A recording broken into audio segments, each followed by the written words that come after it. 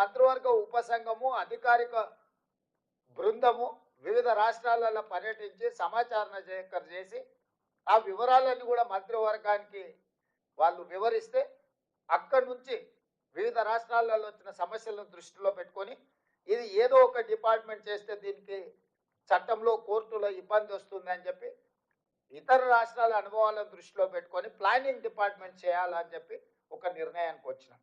ఈరోజు ప్రభుత్వం మొత్తం సేకరించిన సమాచారాన్ని మంత్రివర్గ ఉపసంఘం ఇచ్చిన సూచనకు ప్రభుత్వం నిర్ణయం తీసుకొని దీని ఒక నోడల్ ఏజెన్సీ కింద ప్లానింగ్ డిపార్ట్మెంట్ కింద అన్ని శాఖలు వస్తాయి కాబట్టి planning department as a nodal agency కింద మనము ఈరోజు నియమించుకున్నాము. ప్లానింగ్ డిపార్ట్మెంట్ ఫైనాన్స్ మినిస్టర్ కింద వస్తుంది. అందుకే ఉప ముఖ్యమంత్రి బట్టి విక్రమార్క గారు ఆర్థిక మంత్రిగా ఉన్నారు. వారి కింద ఉన్న సందీప్ సుల్తానియా ప్లానింగ్ డిపార్ట్మెంట్ హెడ్గా అధికారిగా సీనియర్ ఐఏఎస్ ఆఫీసర్గా ఉన్నారు. ఈ బాధ్యతను ఉప ముఖ్యమంత్రి బట్టి విక్రమార్క గారికి ప్లానింగ్ డిపార్ట్మెంట్ సందీప్ సుల్తానియా గారికి అప్పగించడం జరిగింది. ఆ తర్వాత మనము ఈ రాష్ట్రాన్ని మొత్తం 94,863 విభాగాలుగా ఒక్కొక్క క్లస్టర్ 150 ఇండ్లు మొదటి 3 రోజులు ఇండ్ల వివరాలు సేకరించినాం. ఇట్లా ప్రతి ఇంటికి వెళ్ళి ఒక స్టిక్కర్, ప్రతి ఇంటికి వెళ్ళి ఆ ఇంటికి ఒక నెంబర్ వేసి ఫస్ట్ ఇండ్ల సమాచారాన్ని సేకరించినాం. 3 రోజులు ఇదే ప్రక్రియ మీద 94,863 మంది ఎన్రోలర్స్ ఇల్లు తిరిగి ఇంటికి స్టిక్కర్లు అంటించి ఫస్ట్ ఇండ్ల లెక్క రాసుకొచ్చారు. వీళ్ళు పనిచేస్తున్నారా లేదా అని పర్యవేక్షించడానికి 9,628 మందిని సూపర్వైజర్లు, ప్రతి 10 మంది ఎన్రోలర్స్కి ఒక సూపర్వైజర్ని పెట్టాం. ఈ 10 మంది ఎన్రోలర్స్ ఇల్లు తిరిగి ఇంటికి స్టిక్కర్ అంటించి ఆ ఇళ్ళ వివరాలు సేకరిస్తున్నారా లేదా అని చెప్పి సూపర్వైజర్లను నియమించినాం.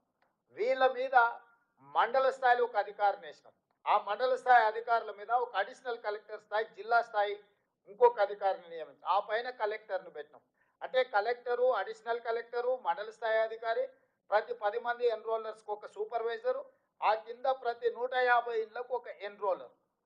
ఇంత వ్యవస్థను పక్కడబందిగా 1,03,889 మందిని ఈ ప్రక్రియలో భాగస్వాములను చేసినాము. ప్రభుత్వంలో ఉన్న 15 శాఖలకు సంబంధించిన సిబ్బందిని మనం ఇందులో వినియోగించినాం. అందులో ప్రధానంగా టీచర్లు, ఇతర విభాగాలకు సంబంధించిన అధికారులను వెళ్ళి ఈ 150 ఇళ్లకు సంబంధించిన సమాచారాన్ని తీసుకురావాలని ఇచ్చినాం.